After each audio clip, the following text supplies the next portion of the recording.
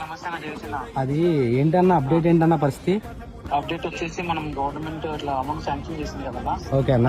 Process ప్రకారంగా మన నిమ్స్ హాస్పిటల్లో రిజిస్ట్రేషన్ చేసుకోవాలని చెప్పి అన్నారు. ఓకే అన్న. ప్రాసెస్ చేసామన్నా ఈ రోజు సక్సెస్ అది వాళ్ళు కూడా చేస్తామన్నారు. ప్రొసీజర్ ముందు తీసుకెళ్తామన్నారు. ఓకే అన్న. దాంతో పాటు మనకు వచ్చిన అమౌంట్ అయితే ఎంత వచ్చిందో అది మనం ఎక్కడైతే ట్రీట్మెంట్ చేయించుకోవాలనుకుంటున్నామో అక్కడ డాక్టర్ నుంచి కలిసాము ఈ రోజు. ఓకే అన్న. ఏమన్నారంటే ప్రాపర్ గా అన్ని చెక్ చేసి ఎంత అవుతుందో క్లారిటీగా ఒక 4 to 5 days లో చెప్తామన్నారు. ఓకే అన్న. చెప్పిన తర్వాత మనం కూడా ప్రజలకు అనౌన్స్ చేస్తామన్నా.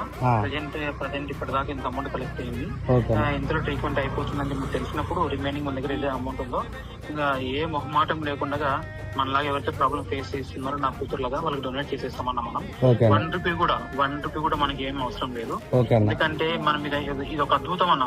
మనం ఎక్స్పెక్ట్ చేయండి ఇది. అస్సలు ఎవ్వరు కూడా ఇలా అవుతుందని అనుకోరు.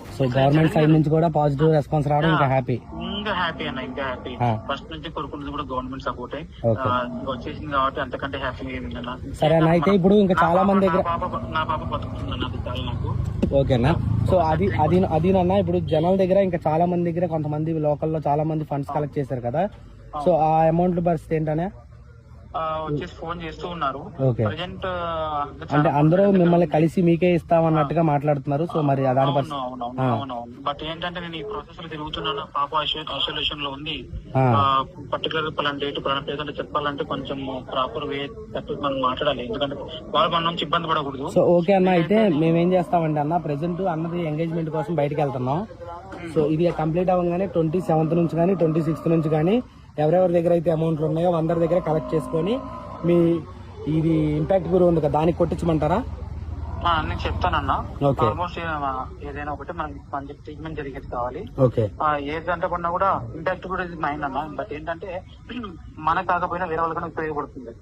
అమౌంట్ మెలిగింది ప్రాబ్లం ఏం లేదు. సరేనైతే అయితే అమౌంట్ మొత్తం కూడా ఇంపాక్ట్ గురిలో ఫస్ట్ చేర్చుదాం.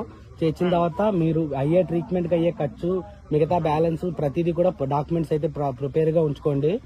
అయిన తర్వాత ఖర్చు అయిపోయిన తర్వాత మిగతా బ్యాలెన్స్ అమౌంట్ ఏదైతే ఉంటుందో సో ఇలాంటి ఈ ప్రాబ్లం అనే కాదు ఇంకా చాలా ప్రాబ్లమ్స్ తో ఫేస్ చేసే వాళ్ళందరికీ కూడా ఇద్దాం మనం. ఓకే అన్న.